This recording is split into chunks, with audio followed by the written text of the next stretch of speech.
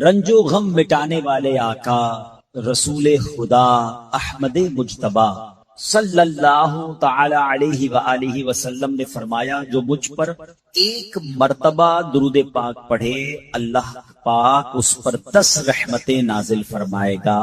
جو مجھ پر 10 بار درود پاک پڑھے رب کریم اس پر 100 رحمتیں نازل فرمائے گا، اور جو مجھ پر 100 مرتبہ درود پاک پڑھے اللہ پاک اس کی دونوں آنکھوں کے درمیان لکھ دے گا کہ یہ بندہ منافقت اور جہنم کی آگ سے آزاد ہے۔ سبحان اللہ۔ نام حضرت پہ لاکھ بار درود، نام حضرت پر لاکھ بار درود، بے عدد اور بے شمار درود ہم کو پڑھنا خدا نصیب کرے، دم بدم اور بار بار درود۔ مومنوں آپ پر پڑھے جاؤ با ادب اور با وقار درود۔ جو محب نبی ہے اے کافی، جو محب نبی ہے اے کافی، چاہیے اس کو بار بار درود۔ ذرا غور کیجئے کہ 100 بار درود پاک پڑھنے میں وقت ہی کتنا لگتا ہے، انعام کتنا بڑا ہے کہ اس کی دونوں آنکھوں کے درمیان یہ لکھ دیا جاتا ہے کہ یہ بندہ منافقت اور جہنم کی آگ سے آزاد ہے۔ الصلاۃ والسلام علیک یا رسول اللہ، یہ بھی درود پاک ہے۔ صلی اللہ تعالی علی محمد صلی اللہ علیہ وسلم، یہ بھی درود پاک۔ آپ اگر شارٹ سے مختصر سے درود پاک پڑھنا شروع کریں تو غالباً 15 سے 20 منٹ میکسیمم آپ کے 100 درود پاک پورے ہو جائیں گے، اور انعام اتنا بڑا۔ میں چوٹ کرنے کے لیے کہتا ہوں، اگر ہمیں یہ کہا جائے کہ جناب 100 بار جو درود پاک پڑھے گا اس کو 10,000 روپے ملیں گے، بندہ کہے یار 15 منٹ میں 10,000 روپے، 1000 بار درود پاک پڑھے گا تو 1,00,000 روپے ملیں گے۔ سبحان اللہ۔ اب دنیا کا اگر کوئی انعام اعلان کر دیا جائے تو سارے لوگ اسے کرنے کے لیے تیار ہو جاتے ہیں۔ یہ آخرت کا کتنا بڑا انعام ہے، ہر درود پر 10 رحمتیں۔ آپ یقین کریں کروڑوں روپے خرچ کر کے بھی ایک رحمت نہیں خریدی جا سکتی، اللہ نہ چاہے جس پر رحمت کون رحمت لے سکتا، مگر درود پاک سبحان اللہ ہر درود پر رحمتیں برس رہی ہیں۔ اس وقت جو حالات چل رہے ہیں، معاملات چل رہے ہیں، ہم سب چاہتے ہیں ہماری بھی حفاظت رہے، ہمارے بچوں کی، ہمارے کاروبار کی، ہمارے گھر بار کی حفاظت رہے، ہم سفر پر جائیں تو خیر سے جائیں، واپس بھی خیر سے آئیں۔ تو سبحان اللہ مجھے بتائیے جس پر رحمت الہی برستی رہے تو اس کی کیسی حفاظت ہو جائے گی؟ تو گھر سے نکلے تو درود پڑھیں، سفر میں درود پڑھیں، بچوں کو کہیں کہ وہ گھر پہ درود پاک پڑھیں، تو انشاءاللہ یہ سارا رحمتوں کا حصار جو ہے ہمارے ارد گرد رہے گا۔ اللہ مجھے بھی اور آپ کو بھی کثرت سے درود پاک پڑھنے کی توفیق عطا فرمائے۔ آئیے مل کر محبت کے ساتھ بآواز بلند درود پاک پڑھ لیں۔ صلو علی الحبیب صلی اللہ تعالی علی محمد صلی اللہ علیہ وسلم۔ نبی کی شان میں ہو جس قدر درود پڑھو، محبوں پاؤ گے جنت میں گھر درود پڑھو۔ 1000 درد کو یہ ایک دوا کفایت ہے، 1000 درد کو یہ ایک دوا کفایت ہے، جو پیش آئے ذرا بھی خطر درود پڑھو۔ ایک بار پھر درود پاک پڑھ لے۔ صلو علی الحبیب صلی اللہ تعالی علی محمد صلی اللہ علیہ وسلم۔ میرے پیارے اسلامی بھائیو، علامہ ابن حجر رحمت اللہ تعالی فرماتے ہیں درود پاک ایک نیکی نہیں ہے۔ سبحان اللہ، ہم درود پڑھتے بعضوں کا سمجھتے ہیں ایک نیکی کمالی، یہ کئی نیکیوں کا مجموعہ ہے۔ درود پڑھنے سے ایمان تازہ ہوتا ہے، یہ ایک نیکی۔ درود کی برکت سے نبی پاک علیہ السلام پر یقین بڑھتا ہے، یہ دوسری نیکی۔ درود پاک پڑھنے میں تعظیم مصطفیٰ ہے، ریسپیکٹ آف رسول اللہ صلی اللہ علیہ وسلم ہے، یہ تیسری نیکی۔ درود پاک پڑھنے سے آخرت پر ایمان پکا ہوتا ہے، یہ چوتھی نیکی۔ درود پاک میں نبی پاک علیہ السلام کے احسانات کا ذکر ہے، یہ پانچویں نیکی۔ اور درود پاک میں نیکوں کے سردار مکی مدنی تاجدار صلی اللہ تعالی علیہ وسلم کا ذکر ہے، اور نیکوں کے ذکر پر رحمت اترتی ہے، یہ چھٹی نیکی ہے۔ آئے ہائے، نیکیوں کا انبار لگ جاتا ہے اگر بندہ درود پاک پڑھنے والا بن جائے۔ اللہ مجھے اور آپ کو کثرت سے درود پاک پڑھنے کی توفیق عطا فرمائے۔ ایک بار پھر درود پاک، صلو علی الحبیب صلی اللہ تعالی علی محمد صلی اللہ علیہ وسلم۔ ایک واقعہ بڑا مشہور واقعہ ہے اور قرآنی واقعہ ہے۔ ابراہیم علیہ السلام اس کی بات نہیں مانتے تھے، وہ اللہ وحدہ لا شریک کی بات کرتے تھے۔ نمرود خدائی کا دعویٰ کرتا تھا۔ بڑے طویل واقعات ہیں کہ کس طرح نمرود کے دربار میں رہ کر حضرت ابراہیم نے حق کی دعوت دی۔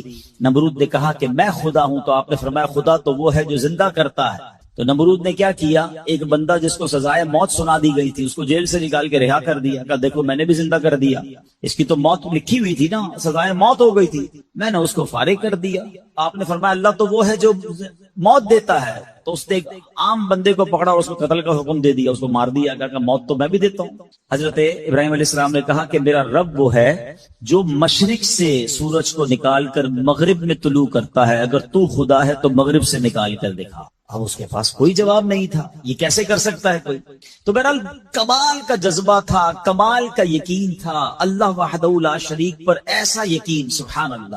اب جب نمرود نے دیکھا کہ کوئی بات یہ ماننے کے لیے تیار نہیں ہے تو ان بدبختوں نے یہ فیصلہ کیا کہ حضرت ابراہیم علیہ السلام کو آگ میں ڈال دیا جائے۔ اچھا وہ کوئی نارمل آگ نہیں تھی، ایسی آگ نہیں تھی کہ لکڑیاں لگائیں اور جناب بندے کو ڈالنا ہے، ایک ایسی آگ تھی کہ جو اس وقت تک اتنی بڑی آگ لگائی نہیں گئی تھی، اور ایسی آگ تھی کہ کوئی پرندہ بھی اوپر سے گزرتا تھا تو وہ گزر نہیں پاتا، جل کے اس کے اندر کوئلہ بن جاتا تھا، اور حضرت ابراہیم علیہ السلام کو اس آگ میں پھینکا جانے لگا۔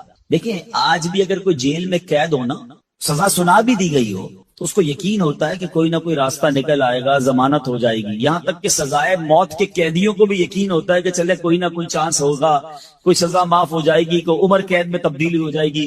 سنا ہے پاکستان کی جیلوں میں کئی سال سے لوگ ہیں سزائے موت کے قیدی ہیں مگر ان کو سزائے موت نہیں ہو رہی، تو کوئی نہ کوئی یقین یا امید رہتی ہے۔ حضرت ابراہیم علیہ السلام کو آگ میں پھینک دیا گیا، اپنی طرف سے اچھال دیا گیا۔ تو جبریل امین آئے اور آ کر کہا کہ اے ابراہیم کوئی حاجت ہے تو بتائیں۔ حضرت ابراہیم علیہ السلام کہتے ہیں مجھے تم سے کوئی حاجت نہیں ہے۔ کہا پھر جس سے حاجت ہے اس کو بتا دینا، اللہ رب العالمین کی بارگاہ میں تو عرض کریں۔ تو آپ نے کہا حسبی من سؤالی علمہ بحالی، اے جبریل میں کس حال میں ہوں میرا رب کریم جانتا ہے، اس کا جاننا میرے مانگنے سے بہتر ہے۔ یقین کا لیول تو دیکھے نا، اللہ دیکھ رہا ہے نا، میرے مانگنے سے بہتر یہ کہ وہ جانتا ہے، اس نے دیکھا ہے، اسے معلوم ہے مجھے آگ میں ڈالا جا رہا ہے، اگر وہ راضی تو میں بھی راضی۔ پنجابی شاعر کہتے ہیں نا جے سونا میرے دکھ وچ راضی، میں سکھ نو چلے پاوا ہوں، اگر میرا مالک میرے دکھ میں راضی ہے تو میں نے سکھ کو کیا کرنا ہے۔ یہ کیسا یقین تھا، مگر اس یقین کا نتیجہ کیا نکلا کہ قرآن میں رب فرماتا ہے یا نار کونی برداً و سلاما علی ابراہیم۔ پھر آگ کو رب نے کیا حکم دیا، ذرا سمجھیے گا بات کو، اللہ کی قدرت کا کیسا نظارہ ہے اس واقعے میں۔ مجھے بتائیے آگ کا کام کیا ہے؟ آگ کا کام تو جلانا ہی ہے نا، عقل بھی کہتی ہے، سائنس بھی کہتی ہے، تجربہ بھی کہتا ہے، جب بھی آگ ہے کوئی چیز ڈالو جلی جاتی ہے، مگر اسی آگ کو رب نے کیا حکم دیا، اے آگ ابراہیم پر ٹھنڈی اور سلامتی والی ہو جا۔ اللہ اکبر، حضرت ابراہیم کا ایمان ایسا تھا، یقین ایسا تھا کہ اتنی بڑی آگ جو ہے حضرت ابراہیم کے لیے گلزار بن جاتی ہے، باغ بن جاتی ہے۔ اچھا پھر ہوا کیا کہ نمرود جو ہے کچھ دنوں کے بعد، ایسا نہیں فوراً، کچھ دنوں تک آگ جلتی رہی، حضرت ابراہیم اس میں ڈالے جا چکے تھے۔ نمرود نے سوچا دیکھوں تو صحیح کہ ابراہیم کا حال کیا ہوا ہے۔ وہ اپنے محل کی چھت پر چڑھ گیا، اور چھت پر چڑھنے کے بعد اس نے آگ کی طرف دیکھا، وہ حیران ہو گیا کہ حضرت ابراہیم اس اتنی بڑی آگ میں ایسے بیٹھے ہوئے ہیں جیسے بندہ باغ میں بیٹھا ہوتا ہے، بالکل اس آگ نے کوئی بال بھی بیکا نہیں کیا۔ حضرت ابراہیم چند منٹوں یا چند گھنٹوں میں نہیں رہے، تفاسیر میں لکھا کہ حضرت ابراہیم علیہ السلام اس آگ میں ایک روایت کے مطابق 7 دن اور ایک روایت کے مطابق 40 دن اس آگ میں رہے، مگر جب آپ باہر آتے ہیں تو آگ کی نے کوئی اثر آپ پر نہیں ڈالا۔ اللہ اکبر۔ اچھا پھر اس نے کیا کیا، نمرود نے یہ کیا کہ ہو سکتا ہے یہ آگ کی جو نا یہ کیٹیگری ٹھیک نہیں ہے، یہ آگ جلانے والی آگ نہیں ہے، تو نمرود نے پریکٹیکل کرنے کے لیے ایک اور بندے کو اس آگ میں ڈال دیا۔ حضرت ابراہیم اس آگ میں موجود ہیں اور بڑے نارمل طریقے سے بیٹھے ہوئے ہیں، آگ جل رہی ہے، تو نمرود نے ایک اور شخص کو آگ میں ڈالا جیسے ہی وہ بندے کو آگ میں ڈالا اس آگ نے اس بندے کو جلا کر راکھ کر دیا. یعنی اس آگ کا کام جلانا تھا، مگر میرا رب جس کے لیے چاہے وہ آگ گلزار بن سکتی ہے. اللہ اکبر. آپ علیہ الصلوۃ والسلام کا جب یہ معجزہ لوگوں نے دیکھا تو کئی لوگ کلمہ پڑھ کر مسلمان ہو گئے، مگر نمرود کے نصیب میں ایمان نہیں تھا. لیکن اس واقعے سے سیکھنے کو کیا ملا؟ یقین، بلیف، اللہ پر بھروسہ. اور اگر رب پر بھروسہ ہونا تو ایسے کام آج بھی اپنی آنکھوں سے ہم دیکھ سکتے ہیں. ہاں، شاعر مشرق کہتے ہیں نا، اگر آج بھی ہو ابراہیم سا ایمان پیدا، there is only one condition، ایمان وہ چاہیے، یقین وہ چاہیے. اگر آج بھی ہو کیسا ایمان؟ ابراہیم سا ایمان پیدا، آگ کر سکتی ہے انداز گلستان پیدا. آج بھی غموں کی آگ باغ بنے گی، آج بھی آپ کی مشکلوں کی آگ باغ بنے گی، مگر پرابلم یہ ہے کہ یہ بھروسہ کہاں ہے، وہ یقین کہاں ہے اللہ پر؟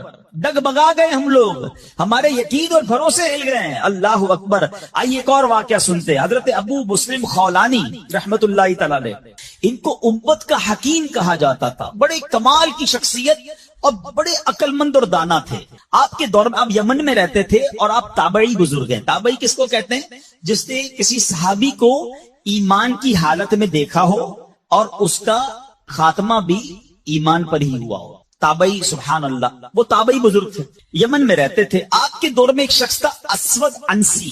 اس بندے نے معاذ اللہ نبوت کا جھوٹا دعویٰ کر دیا اور ایک دن زبردستی آپ کو اپنے پاس بلایا اور پوچھا کہ کیا تم گواہی دیتے ہو کہ محمد صلی اللہ تعالی علیہ وسلم اللہ کے رسول ہیں؟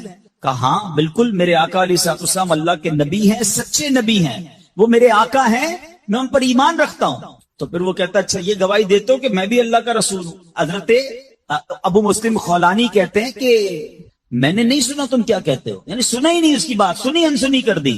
اسود انسی کو بڑا غصہ آیا، اس نے فوراً حکم جاری کیا کہ بڑی اور خوفناک آگ جلائی جائے. آگ جلائی گئی. ابو مسلم رحمت اللہ تعالی کو اس دہکتی آگ میں ڈال دیا جائے، حکم دے دیا.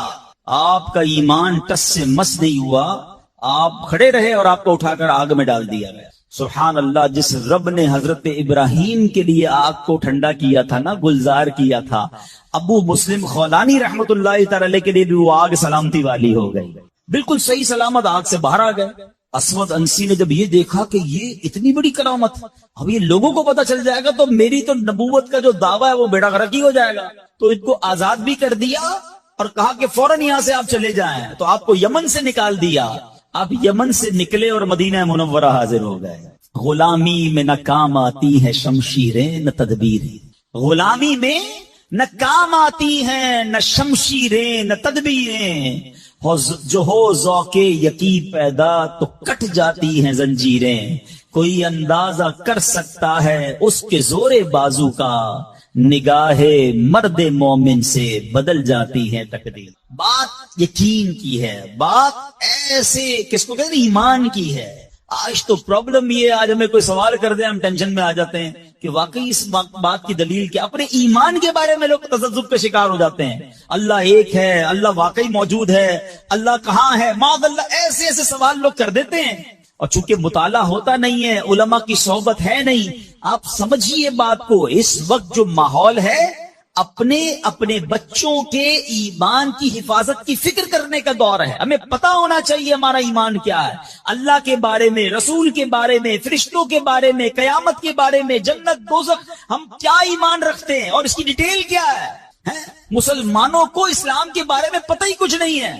اور اچھا جنہوں نے ایمان پر حملہ کرنا ہے ان کو سب پتا ہے، ان کو پتا ہے ان کو کیسے بہکانا ہے، ان کو پتا ہے ان کے دل میں شک کی پن کیسے چبونی ہے. تو خدارا یہ بات سمجھیے کہ اس وقت باقاعدہ ایسے لوگ، ایسے ادارے کام کر رہے ہیں کہ کسی طرح مسلمانوں کا ایمان چھین لیا جائے، ان کو اپنے رب سے ہی جناب یقین ختم کر دیا جائے، اسلام سے ہی ان کو ہلا دیا جائے، مگر فکر ہی کسی کو نہیں ہے. امام عشق و محبت اعلی حضرت نے 100 سال پہلے یہ بات کہی تھی. بتاؤ وہ 100 سال پہلے کے معاملات تھے، اب اور کتنے خطرناک ہو گئے. آپ نے لکھا تھا سونا جنگل رات اندھیری، چھائی بدلی کالی ہے، سونے والو جاگتے رہیو چوروں کی رکھوالی ہے. انہوں نے سمجھایا تھا کہ چور رکھوالے بن گئے ہیں، آپ کو اسلام کے لبادے میں اسلام کی بات کرنے آئیں گے اور ایمان لوٹ کے چلے جائیں گے، پتہ بھی نہیں چلے گا. کہتے ہیں آنکھ سے کاجل صاف چرا لیں یا وہ چور بلا کے ہیں. کیا محاورہ استعمال کیا ہے. آنکھ میں جب کاجل لگا ہوا تو کون نکال سکتا ہے. آنکھ سے کاجل صاف چرا لیں یا وہ چور بلا کے ہیں. تیری گٹھڑی تاکی ہے اور تو نے نیند نکالی ہے. یہ دور غفلت کی نیند سونے کا نہیں ہے. ہمارے بچوں کو کتنا پتا ہے اسلام کے بارے میں، خود ہمیں کتنا معلوم ہے. لیکن یقین بزرگوں کا کیسا تھا کہ جناب ان کو آگ میں ڈال دیا جاتا تھا، وہ آگ باغ بن جاتی تھی. یقیناً آج کے دور میں یہ ٹیسٹ نہیں کریں گے ہم. اب یہ بھی نہ ہو کہ جناب کوئی کہے چلو جناب اسلام یقین جو ہے میرا اسلام حق پر ہے کہ نہیں، آگ میں جاتا ہوں، آگ نہیں جلائے گی مجھے. پہلا ایسے یقین بھی تو لائے نا. یہ امتحان اور ٹیسٹ کرنا ہمارا کام نہیں، یہ اللہ والوں کا انداز ہوتا تھا. بڑی خوبصورت بات سمجھیے گا کہ ہمیں کس طرح اللہ پر بھروسہ رکھنا ہے. ایک شخص نے حضرت عیسیٰ سے کہا آپ اللہ پر کامل بھروسہ کرتے ہیں؟ کہا بالکل کرتا ہوں. کہا پھر پہاڑ سے کود جائیں.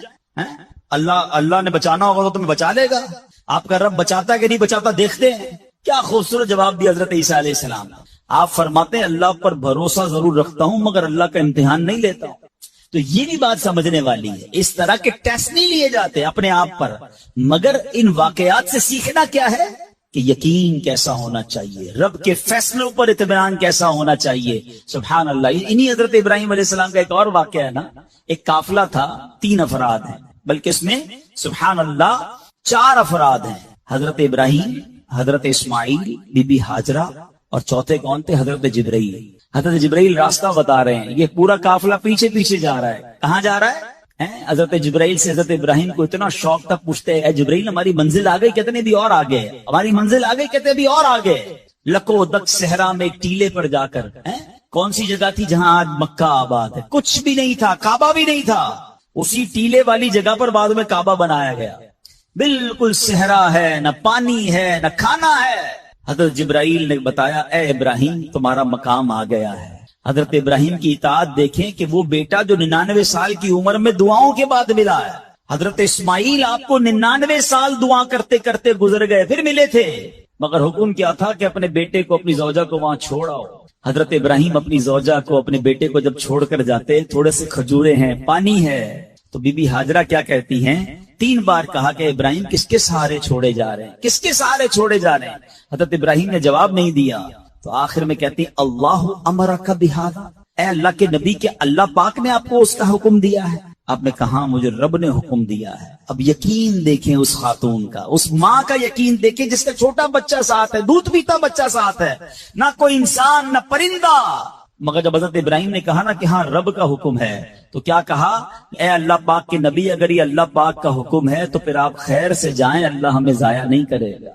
رب کا حکم ہے نا، پھر کھانا بھی اسی نے دینا ہے، پانی بھی اس نے دینا ہے، ہماری حفاظت بھی اسی نے کرنی ہے. اے ہائے یقین کیسا تھا کہ وہ رب رحمان قدرتوں والا ہے. اللہ وہ ہے جو مردے سے زندہ نکال سکتا ہے. اللہ وہ ہے جو دن سے رات کو بناتا ہے، رات سے دن کو بناتا ہے. اللہ پاک وہ ہے جو بنجر زمین کو سرسبز و شاداب بنا دیتا ہے. یہ وہی رب ہے جو صحرا سے چشمے نکال دیتا ہے. اللہ پر یقین تھا کہ اگر پانی نہیں تو کیا ہوا، پانی بھی اسی کی نعمت ہے، وہی عطا فرمانے والا ہے. ارے یہاں کھانا نہیں تو کیا ہوا، رزق دینے والا تو موجود ہے. سبحان اللہ. اور ایسا ہی ہوا، کہا آپ خیر سے جائیے، اللہ ہمیں ضائع نہیں کرے گا. کیا خوبصورت شعر ہے نا. یقین مثل خلیل آتش نشینی، یقین مثل خلیل آتش نشینی، یقین اللہ مستی خود گزینی.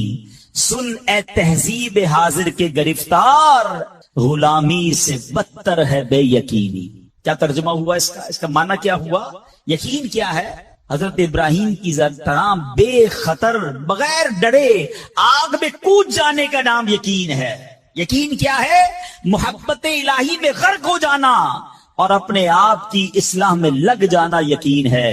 ایک بڑا پیارا واقعہ ہے. ایک گاؤں میں بارش نہیں ہو رہی تھی اور لوگ پیاسے مر رہے تھے. کئی سال ہو گئے بارش نہیں ہو رہی تھی. آخرکار گاؤں والوں نے پلان کیا کہ سارے گاؤں والے جمع ہوتے ہیں اور مل کر دعا کرتے ہیں، نماز استسقاء، اور اس کا ایک پورا طریقہ ہے دعا کا. ایک قطرہ بارش کا نہیں پڑ رہا تھا، مویشی بھی پیاسے، لوگ بھی پیاسے، کنویں بھی سوکھ گئے تھے. اب جب گراؤنڈ میں لوگ جمع ہوئے نا تو ایک نوجوان ہاتھ میں چھتری لے کر آیا. لوگ اس کا مذاق اڑانے لگے. ارے اللہ کے بندے، सालों हो गए बारिश नहीं हुई है, तुम छतरी लेकर आए हो। तो कहता मांगने किससे आया हूं, उस रब ने बारिश तो देनी है, वापसी क्या भीगता हुआ जाऊंगा। और उलमा कहते हैं जब दुआ शुरू होती है तो इतनी बारिश होती है कि पूरा गांव भीगता जाता है, वो नौजवान छतरी के साए में जा रहा है। फरमाया ये उस नौजवान का यकीन था जिसकी वजह से ये बारिश हुई है। काश ये बात समझ आ जाए। अरे रब पर भरोसा नहीं करोगे तो किस पर भरोसा करोगे, हैं? अपने दीन पर, अल्लाह रसूल के फरमान पर ही हमें भरोसा नहीं है। गौर कीजिए, ये यकीन ले आओ वापस, जिंदगी में मौज आ जाएगा, जिंदगी इतनी पुरसुकून हो जानी है अगर अल्लाह के फैसलों पर यकीन आ जाए, अल्लाह की अताओं पर यकीन हो जाए, आखिरत के वादों पर यकीन हो जाए, नबी पाक की हदीसों पर यकीन हो जाए। आला हजरत रहमतुल्लाह तआला अलैह का कैसा यकीन था। एक बार गालिबन अपनी वालदा के साथ हज पर जा रहे थे, उस जमाने में पानी के शिप जाते थे, इतना जबरदस्त रफ सी हो गया, तूफान आ गया, लोग डर गए, कलमे पढ़ने लगे, यहां तक कि लोगों ने कफन निकाल ली है कि चलो कफन पहन ले, डूबने वाला है जहाज। आला हजरत इमाम अहले सुन्नत मुफ्ती हैं, ठीक है ना, इतने बड़े मुफ्ती होते हुए ना आपने भी वालदा को कहा मैं अल्लाह की कसम खाकर कहता हूं जहाज नहीं डूबेगा। थोड़ी देर हुई तो ऐसा ही हुआ, जहाज को काम डाउन हो गया, सब खैर से पहुंच गया। तो मां ने कहा बेटा इतनी बड़ी कसम कैसे खा ली तुमने। कहा मैंने नबी पाक अलैहिस्सलाम का फरमान सुना है, जो कश्ती में बैठकर ये दुआ पढ़ ले, बिस्मिल्लाही मजरेहा व मुरसाहा इन्ना रब्बी लगफूरुर रहीम, वो कश्ती नहीं डूबेगी। मैं अल्लाह की कसम खा के कहता हूं कि मेरे नबी ने फरमाया ना, वो यकीन था। हम कितनी बार दुआ पढ़ते हैं, मगर दुआ पढ़ के भी कहते पता नहीं हो कबूल होगी नहीं होगी, पढ़ लेते हैं। ये वाली चीज निकाल दें। वजीफे हमारे क्यों नहीं लगते, लोग कहते हैं वजीफा पढ़ रहा हूं मसला नहीं हो रहा, तावीज लिया फिर भी मसला। तावीज पहनते वक्त भी ख्याल ही होता है चलो यार पहन लेते हैं, पता नहीं होना है नहीं हो, तो कुछ नहीं होना। वजीफा पढ़ रहे और कह रहे पता नहीं हो, पहले यकीन लाए। अच्छा डॉक्टर भी यही कहते हैं, ये सिर्फ अब ये वजाइफ और इन चीजों में नहीं, आप अगर डॉक्टर पर भी यकीन ना रखे ना कि यार इसकी दवाई पता नहीं काम करती है नहीं करती, क्योंकि बहुत सारी चीजों के पीछे यकीन, विल पावर। बड़ा खूबसूरत जुमला मैंने किताब में पढ़ा था कि जो लोग कहते हैं ये हो जाएगा, उनसे हो जाता है, जो लोग कहते हैं ये नहीं होगा उनसे नहीं होता है। काश ये बात समझ आ जाए आपको, हो जाएगा, अब कर लोगे। बड़े बड़े काम लोग कर जाते हैं, मैं कर लूंगा इंशाल्लाह, पता नहीं होगा नहीं होगा, ट्राई कर लेता हूं, पहले ही समझ लो नहीं होगा। अंदर हौसला तो लाए ना, यकीन तो लाए। अगर रब पर ही भरोसा नहीं होगा तो हम किधर जाएंगे। अब जरा सुनिएगा, अमीर अहले सुन्नत ने एक बड़ा प्यारा वाकया अपने रिसाले में लिखा कि एक डाकुओं का गिरोह जो था डकैती के लिए एक जगह पहुंचा, तो वहां खजूर के 3 दरख्त थे। एक दरख्त खुश्क था, यानी उसमें फल नहीं लगे हुए थे, दूसरा दरख्त फलदार था। तो डाकुओं का सरदार ने देखा कि एक चिड़िया जो है वो फलदार दरख्त से उड़ती है, खुश्क दरख्त पर जाती है, वापस फलदार दरख्त पे आती है, फिर खुश्क दरख्त पर जाती है। तो उसने कहा चक्कर लगाई जा रही है, लगाई जा रही, कोई माजरा है। तो उसने गौर से देखा तो क्या देखा कि वो चिड़िया जो है वो फलदार दरख्त से जो है वो खजूर लेती है, और जब खुश्क दरख्त पर जाती है तो वहां एक अंधा सांप मुंह खोले बैठा है। वो चिड़िया जाकर उसके मुंह में खजूर डाल के आती है, फिर दोबारा जाती है खजूर लाकर फिर उस सांप के मुंह में डालती है। वो जब डाकुओं ने देखा तो वो तो हैरान हो गया, रोने लग गया कि ए अल्लाह पाक, ये वो जानवर है सांप जिसको मारने का हुक्म तेरे प्यारे हबीब अलैहिस्सलाम ने दिया है, क्योंकि ये मुसलमानों को तकलीफ पहुंचाता है। मगर तूने जब इसकी आंखें ली तो इसकी रिस्क का इंतजाम कर दिया और एक चिड़िया की ड्यूटी लगा दी कि वो जाकर इसको खाना पहुंचाए। तो मैं तो अशरफुल मखलूकात हूं, मैं तेरे बंदों को लूट रहा हूं, ए अल्लाह तू मेरी तौबा कबूल फरमा, मैं आइंदा ऐसा नहीं करूंगा। ये रोने लगा, अब ये सोच रहा है सुभान अल्लाह। तो अल्लाह अकबर, गैब से आवाज आई कि ए फलां मेरी तौबा का दरवाजा खुला हुआ है। डाकू कहता है या अल्लाह मैंने तौबा की। फिर गैब से आवाज आई हमने तेरी तौबा कबूल कर ली। अच्छा जब उसने तौबा की तो उसके सारे साथी सुन रहे थे, सरदार आपने तौबा की, हमने भी तौबा की। कहा सोचो तो सही, हम डकैती कर रहे हैं, हम चोरी कर रहे हैं, रब जब इस अंधे सांप को रोजी देगा तो हमें क्यों नहीं देगा, हम अल्लाह की कुदरत पर यकीन क्यों ना रखें। सबने तौबा कर दी। अब जब तौबा कर ली तो इन्होंने कहा कि अब ऐसा करते हैं कि हज को चलते हैं। सारा काफिला बनाकर डाकुओं का काफिला तौबा करके चला हज करने। जब मक्का पाक के करीब पहुंचे ना तो वहां एक नाबीना बुढ़िया थी, वो हर काफिले वाले से उस डाकुओं के सरदार का नाम लेके पूछती थी। वो बंदा आया तो डाकुओं को जब काफिला है तो कहा मैं ही तो वो हूं।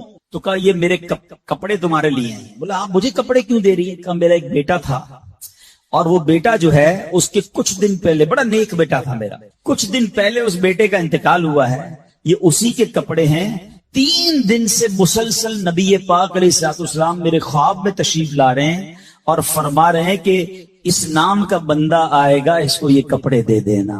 ہائے ہائے، ذرا سوچو تو صحیح، جب رب توبہ قبول کرتا ہے تو مرتبے کیسے بڑھا دیتا ہے. کاش کی بات سمجھ آ جائے. اللہ سے بندہ جب دوستی کر لیتا ہے نا، اللہ پچھلے گناہ معاف فرما دیتا ہے، بلکہ اللہ راضی ہو جائے تو گناہوں کو نیکیوں میں بدل دیتا ہے. مگر کیسے اس ڈاکو کو توبہ نصیب ہوئی؟ یقین. کاش حرام کمانے والا، سود کا کام کرنے والا، کاش رشوت لینے والا، ڈاکہ ڈالنے والا، چوری کرنے والا یہ سوچے کہ میں کیوں کر رہا ہوں، ملاوٹ کرنے والا سوچے. اللہ پر بھروسہ تو رکھو یار، رب نے میرا نصیب لکھا ہوا، جو میرے نصیب میں مجھے مل کر رہے گا. کاش یہ بات سمجھ آ جائے. صدیق اکبر رضی اللہ تعالیٰ عنہ مسلمانوں کے پہلے خلیفہ، جب آپ نے یہ آیت پڑھی نا قرآن پاک میں، اللہ ارشاد فرماتا ہے وما من دابۃ فی الارض الا علی اللہ رزقها. اللہ فرماتا ہے اور زمین پر چلنے والا کوئی جاندار ایسا نہیں جس کا رزق اللہ کے ذمہ کرم پر نہ ہو. آپ فرماتے کہ جب سے میں نے یہ آیت پڑھ لی، خدا کی قسم میں نے روزی کی فکر کرنا چھوڑ دی ہے. کہ جب اللہ نے ہر کسی کا رزق اپنے ذمے پہ لے لیا تو مجھے کس بات کی ٹینشن ہے. کاش ہمیں یہ بات سمجھ آ جائے کہ ہمیں اب ذرا غور کریں. ابھی یہ اجتماع ختم ہوگا، اگر میں آپ سب کو کہوں کہ بتائیں آپ کے لیے کیا دعا کروانی ہے، تو تقریباً 70-80% لوگوں نے بتایا کیا کہنا ہے. حضور روزی میں برکت کی دعا کر دیں، کاروبار میں برکت کی دعا کر دیں، نوکری نہیں لگ رہی اس کی دعا کر دیں. میں نہیں کہتی یہ دعا نہیں کرنی چاہیے، اللہ سے نہیں مانگیں گے تو کس سے مانگیں گے. لیکن کوئی تو کہے کہ میری ایمان پر موت کے لیے دعا کر دیں، میری قبر جنت کا باغ بن جائے اس کے لیے دعا کر دیں، میں آخرت میں جاؤں تو اللہ مجھ سے راضی ہو جائے اس کے لیے دعا کر دیں. فرق دیکھیں، میری اور آپ کی ٹینشن کیا ہے؟ دنیا، روزی، مال. حالانکہ اس کا وعدہ ہے، دانے دانے پر لکھا ہے کھانے والے کا نام، مجھے مل کر رہے گا. مگر اللہ نے مغفرت کا وعدہ نہیں کیا ہے. اس کی دعا کہاں ہے؟ اس کی ٹینشن کیوں نہیں ہے؟ ایسے کئی لوگ مجھے بھی ملے، آپ کو بھی ملے ہوں گے، یار رات کو نیند نہیں آ رہی، کیوں؟ بس یار کاروبار کی ٹینشن بہت ہے. کبھی زندگی میں ایک رات میری اور آپ کی ایسی گزری کہ اس ٹینشن میں نیند نہ آئی ہو کہ قبر میں جاؤں گا تو قبر جنت کا باغ بنے گی یا دوزخ کا گھڑا بنے گی؟ کلمے والی موت ملے گی کہ نہیں؟ جنت میں جاؤں گا یا دوزخ میں جاؤں گا؟ میزان عمل پر جب اعمال تولے جائیں گے، گناہ کا پلڑا بھاری ہوگا یا نیکیوں کا پلڑا بھاری ہوگا؟ یار آج جون جولائی کی گرمی، ہیٹ اسٹروک کی باتیں ہو رہی ہیں، 50 ڈگری میں حال برا ہو گیا. سورج 1 میل پر جب ہوگا اور لوگوں کی پیاس زبان سے باہر زبانیں آئیں گی، مجھے جام کوثر نہ ملا تو میرا کیا بنے گا؟ کبھی اس کی ٹینشن، اس کا وعدہ نہیں ہے. یہ اللہ سے دعا کرنی ہے، اس کے لیے کوشش کرنی ہے. ساری زندگی ایک ہی ٹینشن، چھوٹا گھر ہے تو بڑا کرنا ہے، کاروبار کو وسیع کرنا ہے، اور آمدنی. اور میں نہیں کہتا دعا نہ کریں، کوشش نہ کریں، خدا نہ خواستہ اس کا کوئی یہ مطلب ڈالے کہ چلو بھائی اب تو اللہ نے اپنے ذمہ کرم پر لے لیا تو اب کوئی کام کاج نہیں کرنا. نہیں، دنیا عالم اسباب ہے، اسباب کا کشکول لے کر بارگاہ الہی میں جانا ہے اور توکل والے انداز میں دعا کرنی ہے، تو اپنی رحمت کے سمندر سے ہمارے اسباب کے کشکول میں وہ ہماری روزی عطا فرمائے گا. اسباب اختیار ضرور کرنے، مگر اسی فکر میں زندگی تو برباد نہ کر دینا کہ سارا صبح سے لے کر شام تک ایک ہی ٹینشن. بھروسہ رکھے رب پر، یقین رکھے رب پر. آج حال یہ ہے، بچہ پیدا ہو جائے تو ٹینشن، او ہو اب میرا بچہ ہو گیا، اس کی آگے پرورش میں کیسے کروں گا، اس کی تعلیم کا کیا ہوگا، اور خاص طور پہ بچی پیدا ہو جائے تو ایسے بدبخت لوگ ہیں کہ اب جناب بیوی کو برا بھلا کہہ رہے ہیں، خاندان میں جھگڑے ہو رہے ہیں بچی کی پیدائش پر کہ اب اس کی شادی کیسے ہوگی، یہ تو بوجھ آ گئی ہے. معاذ اللہ. سمجھ نہیں آتی کہ جس رب نے بچی دی ہے انشاءاللہ رزق بھی وہی دے گا، اسباب بھی وہی دے گا. ارے جب اس نے مجھے پالا ہے وہ اس کو بھی پالے گا. کیا خوبصورت بات علماء نے لکھی، جو رب ہاتھی کو من اور چونٹی کو کن دے سکتا ہے وہ مجھے بھی میرا رزق عطا فرمائے. آپ ذرا سوچیں تو صحیح، کس کو رزق دیتا ہے؟ حدیث پاک کا مضمون ہے تم اللہ پر بھروسہ کرو، جیسا بھروسہ کرنے کا حق ہے وہ تمہیں ایسے روزی دے گا جیسے پرندوں کو روزی دیتا ہے. परिंदों को समझते कितनी कैसे रोजी मिलती है? कभी घोंसले देखे परिंदों के? अच्छा, पहले तो यही नहीं पता कराची वालों को तो परिंदे देखने को नहीं मिलते। हमने दरख्त काट के पूरा शहरी कंक्रीट का जंगल बना दिया। वरना ये पूछे बुजुर्गों से, हम भी छोटे थे तितलियां भी दिखती थी, सुबह मदरसे स्कूल जाते थे तो कोयल की आवाज भी आती थी। अब तो कराची वालों के हॉर्न की आवाज आती है हमको। अब तो ये परिंदे भी चले गए। कहां चले गए? हमने दरख्त काटे, हमें नजर ही नहीं कि दरख्त है क्या। आज गाड़ी पार्क करने के लिए हर बंदा दरख्त का साया ढूंढ रहा है, मगर दरख्त लगाता नहीं है। काश ये बात समझ आ जाए कि जितने दरख्त लगते जाएंगे शहर या मुल्क खुशगवार भी होगा, मौसम भी कूल डाउन हो जाएगा। ये जो आज हम कहते हैं ना इतनी गर्मी बढ़ती जा रही है, उसकी बड़ी वजह ये है। ये मेरा मौजू नहीं है, लेकिन जो मौसम का तगय्युरात, क्लाइमेट डिसऑर्डर है, काश ये बात समझ आए कि प्लांटेशन नहीं हम कर रहे, हम पौधे नहीं लगाते बल्कि पौधे काट देते हैं। कितने दरख्त काटे, कितने जंगल खत्म कर दिए हमने। अल्हम्दुलिल्लाह दावत इस्लामी का शोबा FGRF, हम अब प्लांटेशन हम करते चले जा रहे हैं। 30 लाख पौधे लगाए, मगर ये थोड़े हैं। काश मेरी ये बात लोग सुन रहे हों कि अगर आपने अपने आने वाली नस्लों को खुशगवार मौसम देना है, अच्छे हालात देने हैं, ठंडी छांव देनी है, ऑक्सीजन की फैक्ट्रियां देनी है, तो हम सबको कम से कम एक एक पौधा लगाना चाहिए। 24 करोड़ पाकिस्तानी सब सिर्फ एक एक पौधा लगाएं और इस पौधे को दरख्त बनाएं। सिर्फ पौधे को बच्चे की तरह पालें। आप यकीन करें हमारा मुल्क एक पूरा मुल्क ही बाग बन जाएगा। तो अब जरा सोचें कि हमें ये बात समझनी है कि ये घोंसले, ये जो हदीस में सुना रहा था, बात कहां से चली कि अल्लाह परिंदों को कैसे रिस्क देता है। आपको पता परिंदे कितने? एक तहकीक के मुताबिक इस दुनिया में जितने इंसान होते हैं ना, मल्टीप्लाई बाय 10 जानवर होते हैं। अगर 800 करोड़ इंसान है, 8 अरब के करीब आबादी हो गई दुनिया की, है 800 करोड़, 8 अरब, तो आप समझो कि 80 अरब जानवर हैं दुनिया में। और कहा जाता है मल्टीप्लाई बाय 10 करें उसको तो कितने परिंदे होते हैं। यानी इसका मतलब 800 अरब कमोबेश परिंदे हैं दुनिया में। आपने परिंदों के घोंसले देखे कभी? कि जब घर से सुबह उड़ते हैं ना अपने घोंसले से, सबके पेट खाली होते हैं। घोंसले में कोई कबड नहीं होती है, कोई शाम का दूसरे दिन का चारा नहीं होता है, बच्चे छोटे छोटे छोड़कर जाते हैं। मगर ये 800 अरब परिंदे जब शाम को घोंसले में आते हैं, अल्लाह सबको रिस्क दे चुका होता है। कोई परिंदा दुनिया में भूखा नहीं सोता। क्या खूबसूरत बात, समझो इसको उसका मजा लो ना। रब हाथी को मन देता है, उसको हाथी को कितना खाना चाहिए? दुनिया में कितने हाथी होंगे? उसको रोज के मनो खाना मिल जाता है। और चूंटी को कन चाहिए होता है छोटा सा, वो रब उसको कन भी दे देता है? परिंदों को रोजी दे देता है। और जो अशरफुल मखलूकात है वो टेंशन खा रहे हैं, वो कभी ब्लड प्रेशर की गोली, तो कभी शुगर की गोली, कभी डॉक्टर के पास, टेंशन बहुत है डॉक्टर साहब 2 साल बाद क्या होगा, मार्केट डाउन। अरे भाई तब सब चीजों का वादा है और तुम इस टेंशन में रह गए। अरे ये कोशिश करनी थी तो आखिरत की करनी थी, अल्लाह को राजी करने की करनी थी। लेकिन इन तमाम बातों के बावजूद, जैसे मैंने कहा ना कि छोड़ना नहीं है काम काज, कुछ बेवकूफ लोग ये समझ रहे होते हैं ऐसा नहीं होगा। बड़ी खूबसूरत एक बात और कर दूं कि अल्लाह पर भरोसा कैसा करना है। एक सूफी बुजुर्ग शेख सादी लिखते हैं कि एक शख्स था, घर से मेहनत मजदूरी के लिए काम काज के लिए निकला।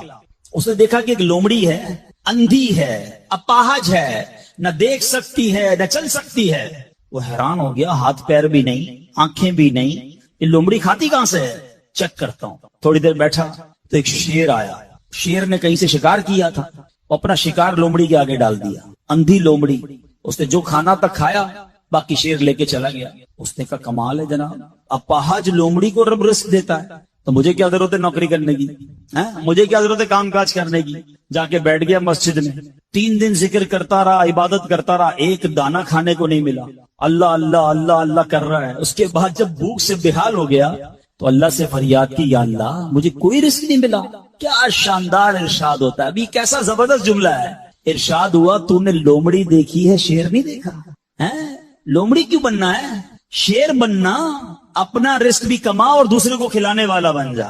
कुछ लोग समझते मुझे कोई और खिला है, अब मेरा भाई कमा रहा है, मैं घर में बैठा मजे करता रहूं। नहीं, फरमाया एक बल्कि वाकया आता है, एक बुजुर्ग के बारे में आता है। एक शख्स गया, कहा मैं नमाजें पढ़ रहा हूं, इबादत करता हूं, मेरा भाई मुझे सपोर्ट करता है, वो रोजी कमाता है। फरमाया तेरा भाई तुझसे ज्यादा अफजल है। अल्लाह को ये पसंद है कि बंदा अपने हाथ से कमाए, किसी पर डिपेंडेबल ना रहे, किसी पर बोझ ना रहे। ये शरीयत को महमूद है। कोशिश करनी है, پھر اس کے بعد اللہ پر چھوڑ دینا ہے. کوشش سے انکار نہیں ہے، مگر صرف کوشش کرتے کرتے نمازیں بھی جا رہی ہیں، بھروسہ بھی رب پہ جا رہا ہے، یقین بھی ختم ہو رہا ہے، صبح سے شام مال کما رہا ہے، یہ پسندیدہ نہیں ہے. تو ان دونوں چیزوں میں فرق کرنا ہے اور اللہ پر یقین رکھنا ہے. پھر دیکھیں انشاءاللہ کیسے دنیا اور آخرت کی برکتیں ملتی ہیں. تو بہرحال میرے پیارے اسلامی بھائیوں، کاش یقین مل جائے تو پھر دیکھیں یقین کیسے کام بناتا ہے. امام حسن بصری نے ایک حدیث پاک بیان کی. آپ فرماتے ہیں، حدیث سنیے گا. پیارے آقا علیہ الصلوۃ والسلام فرماتے ہیں، لوگوں کو اس دنیا میں سب سے بہترین چیز یقین اور عافیت عطا کی گئی ہے، لہذا اللہ پاک سے ان دونوں چیزوں کا سوال کیا کرو. اللہ سے یقین مانگے اور اللہ سے عافیت مانگے. امام حسن بصری جب حدیث پاک بیان کی نا تو فرمایا، رسول اکرم علیہ الصلوۃ والسلام نے سچ فرمایا، یقین ہی کی برکت سے جنت ملتی ہے، یقین ہی کی برکت سے آدمی جہنم سے دور بھاگتا ہے، یقین ہی کی برکت سے فرائض پورے ادا کرتا ہے، یقین ہی کی برکت سے آدمی ایمان پر ثابت قدم رہتا ہے، اور عافیت میں بڑی بھلائی رکھ دی گئی ہے. اے کاش ہمیں یقین ملے، ہمیں عافیت ملے. حدیث پاک میں آتا ہے، حدیث قدسی ہے، اللہ پر کیسا بھروسہ رکھنا ہے؟ انا عند ظن عبدی بی، میں اپنے بندے کے گمان کے نزدیک ہوتا ہوں جو مجھ سے رکھے. مفتی احمد یار خان نعیمی اس حدیث پاک کے تحت فرماتے ہیں، یا عبد سے مراد بندہ مومن ہے، یعنی بندہ میرے بارے میں جیسا یقین رکھے گا میں ویسا ہی اس کے ساتھ معاملہ کروں گا. بس یہ سمجھ لو آج بات، میرا اللہ بہتر فرمائے گا، رب میرے لیے بہترین فیصلہ کرے گا، وہ مجھے پالنے والا ہے، میری ماں سے زیادہ چاہنے والا. یقین تو کرو نا اس پر. لوگوں کو اللہ پر ہی یقین نہیں رہا ہے، میرا تو کام ہی خراب ہو جاتا ہے، اللہ معاذ اب اس میں کفریہ کلمات بھی کہہ دیتے ہیں، میرا تو جناب مسئلہ ہی حل نہیں ہوتا، میری دعا تو رب سنتا ہی نہیں ہے، میری مشکل آسان وہ کرتا ہی نہیں ہے. تم کھڑے نہیں ہو سکو گے. تم اللہ سے بدگمان نہ رہنا. اللہ کرے کہ انسان یہ سمجھ جائے کہ مجھے رب پر اچھا گمان رکھنا ہے. شاعر کہتے ہیں نا، جو سوچتا ہوں وہی بات ہونے لگتی ہے. پوچھو پازیٹیو لوگوں سے، ان کے ساتھ پازیٹیو جب سوچتے ہیں پازیٹیو ہونے لگتا ہے. جو سوچتا ہوں وہی بات ہونے لگتی ہے، جڑا ہوا ہے زمانہ میرے گمان کے ساتھ. اچھا سوچو گے تمہیں اچھا ملے گا. اب غور فرمائیے، جب یہ ذہنی بندہ بنا لے یار سچ سے کاروبار نہیں چلتا، تو پھر آپ کو برکت کاروبار میں کیسے ملے گی؟ پہلے ہی آپ نے یقین کر لیا. جب یہ ذہن بنا لے کہ نماز کے لیے وقت نکالا تو کام میں نقصان ہو جائے گا، تو پھر کام میں ترقی بھی نہیں ملے گی. اب ذہن بنا لیا کہ ترقی کے لیے صرف دنیا کی ڈگریاں کمانی ہیں، تو پھر قرآن کریم کی برکات کہاں سے نصیب ہوں گی؟ جب یہ ذہن بنا لیا کہ آج نیکی کا دور ہی نہیں ہے، کچھ لوگوں کا ذہن بن گیا ہے بھائی جناب کوئی نیکی کا دور نہیں ہے، تو پھر نیکی کی برکت بھی نہیں ملے گی. ذہن پازیٹیو رکھیں، ذہن اچھا رکھیں، انشاءاللہ آپ دیکھیں آپ کے ساتھ اچھا ہونا شروع ہو جائے گا. میرے پاس وقت کم ہے، ورنہ اس پر تو پوری ریسرچ موجود ہے. آپ پازیٹیو سوچتے ہیں تو پازیٹیو انرجیز آپ کی طرف متوجہ ہو جاتی ہیں. اب تو سائنس بھی کہتی ہے نیگیٹو سوچتے ہیں تو نیگیٹو انرجیز آپ کی طرف متوجہ ہوتی ہیں. آپ ڈی مورلائز ہونا شروع ہو جاتے ہیں، آپ کے حوصلے ٹوٹنا شروع ہو جاتے ہیں. اور جس کو ول پاور کہا جاتا ہے، جس کو اچھا سوچنا کہا جاتا ہے، اگر بندہ یہ کرنا شروع کر دے پھر دیکھیں اس کے کام کیسے بن جاتے ہیں. تو اللہ کرے کہ بھئی یہ بات سمجھ آ جائے کہ ہمیں اپنے رب سے انشاءاللہ یقین حاصل کرنا ہے. حضرت خالد بن معدان رحمت اللہ تعالی علیہ فرماتے ہیں، تعلموا الیقین کما تعلموا القرآن، یعنی یقین کو بھی ایسے ہی سیکھا کرو جیسے قرآن سیکھتے ہو. میں نے بھی اسے سیکھ کر حاصل کیا ہے. سبحان اللہ. اب یقین سیکھنے کے لیے، یقین حاصل کرنے کے لیے علماء نے بڑے طریقے لکھے. پہلے تو بندہ دعا کرے کہ اللہ مجھے اپنا یقین عطا فرما. بڑی پیاری دعا حضرت ابوبکر صدیق کیا کرتے تھے، اللہم حب لی ایمانا و یقینا و معافاتا و نیہ، اے اللہ مجھے پکا ایمان، پختہ یقین، عافیت اور سچی نیت عطا فرما. اللہ پاک سے دعا کرتے رہیں اور ایسے لوگوں کے ساتھ رہیں. آخری بات کر لیتا ہوں جناب، پرابلم پتہ کیا ہے؟ ڈی مورلائز بندہ پتہ کہاں ہوتا ہے؟ اس کا یقین متزلزل کب ہوتا ہے؟ وہ کیسے شک اور شبے والی لائف میں آ جاتا ہے؟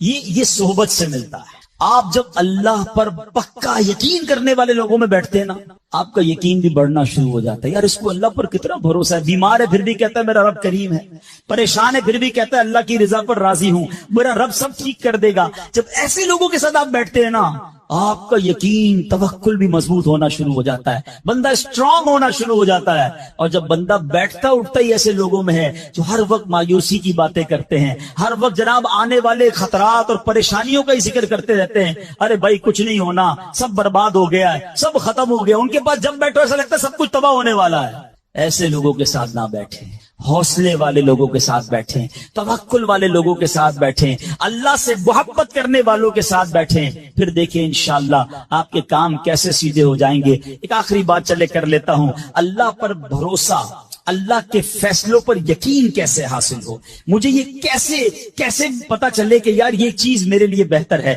میں نے کئی بار اپنے بیانات میں یہ اگزامپل دی ہے، میں دوبارہ دے دیتا ہوں، شاید کسی کے دل پر اثر کر جائے. میں مثال دیتا ہوں. ہمیں بعض اوقات بندہ پتہ ہے اللہ سے یقین کہاں ٹوٹتا ہے. جب بندہ دعائیں مانگتا ہے، التجائیں کرتا ہے، بڑی رو کر التجا کرتا ہے، مصیبت میں ہوتا ہے، اس کو کوئی چیز چاہیے ہوتی ہے اور اس کو نہیں ملتی ہے، تو بندہ کہتا ہے رب تو میری سنتا ہی نہیں ہے. اتنی دعائیں کی، مسجد میں جا کے کی، مکے مدینے میں جا کے کی، فلاں بزرگ سے بھی دعا کرے، نہیں ہو رہا میرا کام. جب بندے کا کام نہیں ہوتا نا تو اس کو لگتا ہے کہ یار میں اللہ پر کیسے بھروسہ کروں.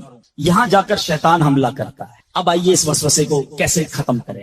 آپ میں سے کئی ایسے مجھے نظر آ رہے ہیں جو والد ہوں گے یا بڑے بھائی ہوں گے. آپ کا کوئی چھوٹا بیٹا یا چھوٹا بھائی ہو اور بیمار ہو جائے، اس کو بخار ہو جائے، گلا خراب ہو جائے اور وہ رونے لگے، ابو میں نے آئس کریم کھانی ہے، میں نے ٹھنڈا شربت پینا ہے. اچھا بتائیے آپ اسے ٹھنڈا شربت پلائیں گے؟ وہ رو رہا ہے آپ کے سامنے، آئس کریم کھلائیں گے اسے؟ جواب دیجیے نہیں. وہ رونے دیں گے آپ اس کو. آپ کا ایک دوست برابر میں بیٹھا ہو اور کوئی کہے یار کیسے ظالم ابو ہیں، بچہ رو رہا ہے، دے دینا اسے آئس کریم. تو آپ ایک جواب دیتے ہیں میں والد ہوں، مجھے پتا ہے اس کو کب کیا دینا ہے. ایسا ہی ہے نا. اب ذرا دل پر ہاتھ رکھ کے میرا جملہ سننا، تم والد ہو، تمہیں پتا ہے بیٹے کو کب کیا دینا ہے. میرے مالک کو نہیں پتا مجھے کب کیا دینا ہے. میں رو رہا ہوں، میں گر گڑا رہا ہوں، میں تڑپ رہا ہوں، وہ نہیں دے رہا، ارے یہی بہتر تھا. ہو سکتا ہے کہ میں جو مانگ رہا ہوں مجھے مل جاتا تو میرے لیے اور برا ہوتا. علماء کہتے کسی کا امیر ہونا اس کے لیے اچھا ہے، کیونکہ وہ غریب ہوگا تو وہ ایمان سے متزلزل ہو جائے گا. کسی کا غریب ہونا اس کے لیے اچھا ہے، کیونکہ اگر اسے مال دے دیا جائے گا تو اس کا ایمان چلا جائے گا، وہ غلط کاموں میں پڑ جائے گا. کسی کو اولاد دینا اس کے لیے اچھا ہے اور کسی کو بے اولاد رکھنا اس کے لیے اچھا ہے. ہو سکتا ہے بیٹا ایسا ہونے والا ہو جو بڑا ہو کے باپ کو ہی مار کے گھر سے نکال دے. کیا ہم نے نہیں دیکھے ایسے واقعات؟ ایسی اولاد نہیں دیکھی جو ماں باپ کو قتل کر دیتی ہے؟ لوگ کہتے ہیں اس سے بہتر تو بچہ ہی نہ ہوتا.